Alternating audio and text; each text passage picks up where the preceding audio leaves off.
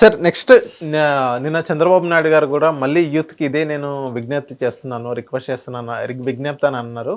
ఏదైతే పాపులేషన్ పెంచండి, 3 పిల్లల్ని కనండి అని మళ్ళీ నిన్న చెప్పడం జరిగింది. నేను కూడా ఆయన విజ్ఞప్తి చేస్తున్నాను సార్. సెక్యూరిటీ లేకుండా మీరు అంటే సెక్యూరిటీ అంటే కాన్వాయ్కి మాకు పోలీసులు నిబంధనలు లేకుండా మీరు ట్రాఫిక్లో ఒకసారి తిరగండి సార్. అప్పుడు మీకు జనాభా పెంచాలో వద్దో మీకే తెలుస్తుంది. మీకు అర్థమైందా? జనాభాలో ప్రజలు ఎలా ఇబ్బంది పడుతున్నారో, ఎక్కువ జనాభా వల్ల ఎలాంటి స్ట్రగుల్ ఉందో ప్రత్యక్షంగా ఈ సినిమా యాక్టర్లు, ఈ పొలిటీషియన్స్ ఒకళ్ళు వాళ్ళ కాన్వాయ్లు ఏమీ కాకుండా మనమందరం వెనక్కి పేకమే కాలేజ్ తొక్కేసి వాళ్ళని పంపిస్తుంటే అవును, ఏం లేదు, రోడ్లన్నీ నిర్మానుష్యంగా ఉన్నాయి, మేము హ్యాపీగా తిరిగేస్తున్నాం కాబట్టి అలాగే ప్రజలు తిరిగేస్తారన్న భ్రమలు మీరు వేయండి సార్. అట్లీస్ట్ మీరు కాన్వాయ్ క్లియర్ చేయకుండా ఇప్పుడు టోల్ గేట్లు తీసుకుని విజయవాడ నుంచి ఇక్కడ రండి సార్. ఆ బాధ ఏంటో మీకు తెలుస్తుంది. అవును, అంటే జనాభా కావాలా వద్దో, ఈతల గోట్ల కనీసం కూర్చొని ఉన్నారు ఇక్కడ. మీరు పులిని చూసిన అక్కవా పెట్టుకున్నట్టు ఉత్తరప్రదేశ్ వాళ్ళని, ఆ బీహార్ వాళ్ళని చూస్తే వాళ్ళు కనీసారు కాబట్టి మన కూడా కనీమని చెప్పకండి సార్.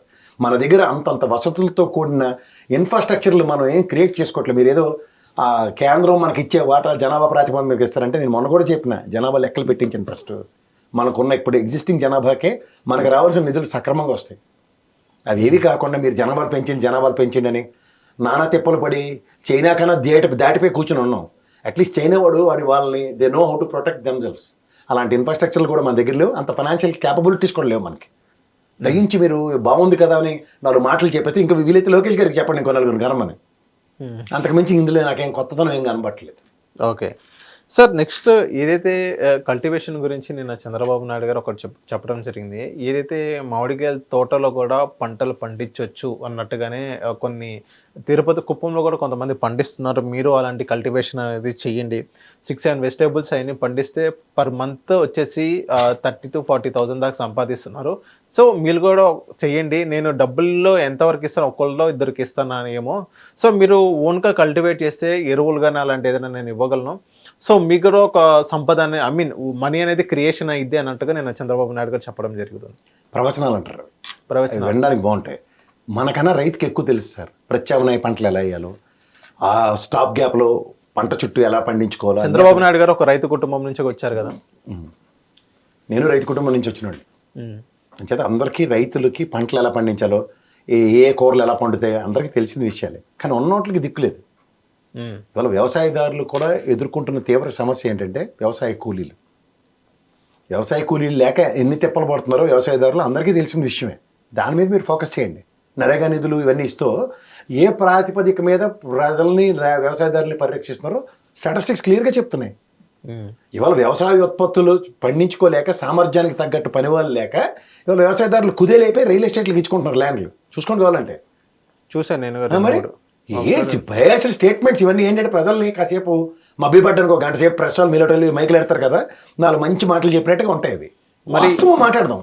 మరి ఏదైతే డ్రోన్ గురించి కూడా చెప్పారు, ఏదైతే మందు ఎరువులు ఏదైతే స్ప్రే ఉందో దాని డ్రోన్ వల్ల కూడా నేను తీసుకొస్తున్నాను అన్నట్టుగానే చెప్పడం జరిగింది. సార్ ఇవన్నీ చాలా చూసాం. పెళ్ళిళ్ళకి ఫోటోలు తీసుకోవడానికి తప్ప ఇంక దేనికి పనికిరాట్లేదు. ఇది అంతంత డ్రోన్లతోనూ అంతంత ఇది పాశ్చాత్య దేశాల్లోనే అంతంత కల్టివేషన్లకి వాళ్ళు వాడే విధానాలు అవన్నీ తెలుసు. నార్త్లో కూడా అందరూ వాడతారండి. దానికి తగ్గ సామర్థ్యం ఉంటే ఎవడు వాడు, దానికి తగ్గ ఈల్డ్ ఉందనుకోండి. అందరూ కొత్త ట్రాక్టర్లు కొనుక్కోకుండా నాగలు పెట్టుకుని ఎందుకు దున్నుకుంటున్నారు?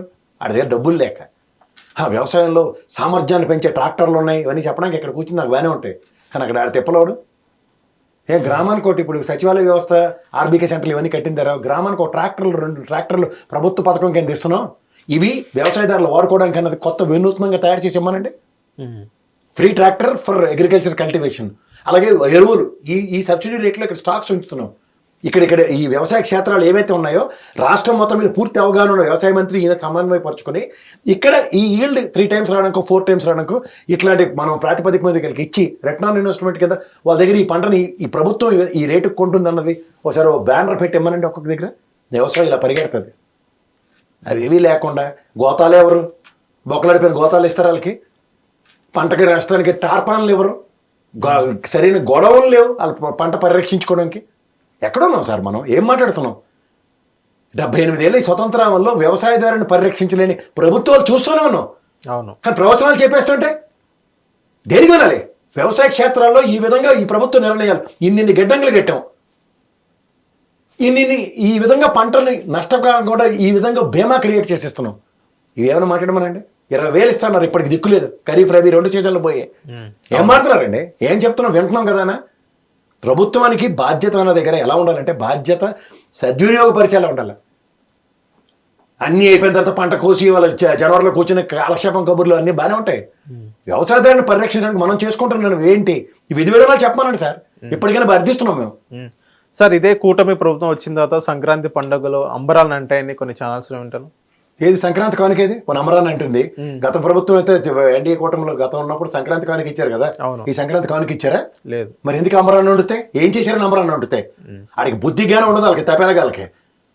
ఏదో ఒక వార్త 400 కోట్లు టర్న్ ఓవర్ అయిందంటే తెలుసా మీరు? పత్తాలు, కోళ్ళు, మేకలు, ఎడ్ల పందాలు ఇవన్నీ 400 కోట్లు టర్న్ ఓవర్ అట. ఎవడు జాగిరిదారు సొమ్ములు? వీళ్ళు ఏం చెప్పారు? అరే ఇంకా కోడాల నాన్నగడి కెసినో పెట్టాడు, చచ్చాడు, బతికాడు, 40 పడి ఏడిచారు కదా. ఇప్పుడు వీళ్ళు ఏం చేస్తున్నారు? ఏది మా ప్రభుత్వం విధంగా నియంత్రించింది నేను చెప్పమానండి?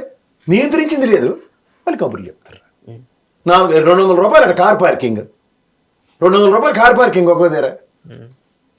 ఇది సంపత్ సృష్టి అంటే. వీళ్ళు చెప్పి ప్రవచనాలు వినాలి మనం. హిట్ టీవీ యాప్, ఇందులో short news, live news, entertainment shows, movies, digital magazines తో పాటు మీ జిల్లా వార్తలను కూడా ఫ్రీగా చూడొచ్చు. అంతేకాదు కేజీ నుంచి పీజీ వరకు విద్యార్థులకు స్కాలర్షిప్ కూడా అందిస్తున్నాం. ప్రతి వారం 10 మందికి లక్కీ డ్రా ద్వారా ఒక్కొక్కరికి 10,000 రూపాయలు అందిస్తున్నాం. ఇంకెందుకు ఆలస్యం? వెంటనే హిట్ టీవీ యాప్ ని డౌన్లోడ్ చేసుకుని ఫ్రీగా ఎంటర్టైన్మెంట్ పొందండి. Hit TV app. Hit TV app. Please download Hit TV app. Hit TV యాప్ని ఫ్రీగా డౌన్లోడ్ చేసుకొని ఎంజాయ్ చేయండి. మీకు నచ్చిన ఎంటర్టైన్మెంట్ కోసం హిట్ టీవీ యాప్ ని ఫ్రీగా డౌన్లోడ్ చేసుకుని ఎంజాయ్ చేయండి. హిట్ టీవీ యాప్ని డౌన్లోడ్ చేసుకుని ఆస్వాదించండి, ఆశీర్వదించండి. ఇంతమంది సెలబ్రిటీలు హిట్ టీవీ యాప్ ని డౌన్లోడ్ చేసుకోండి అని చెప్తున్నారంటే ఎంత మంచి యాప్ ఆలోచించండి. అమెరికా అమెరికా అమెరికా అమెరికాలో చదవాలనుకునే వాళ్ళకి విశ్వసనీయమైన పేరు మన శౌర్య కన్సల్టెన్సీ. UK లో 1 year masters. UK లో 1 year masters. 2 years work permit up to 5 years visa. Contact Saurya Consultancy. Contact 89851 89851.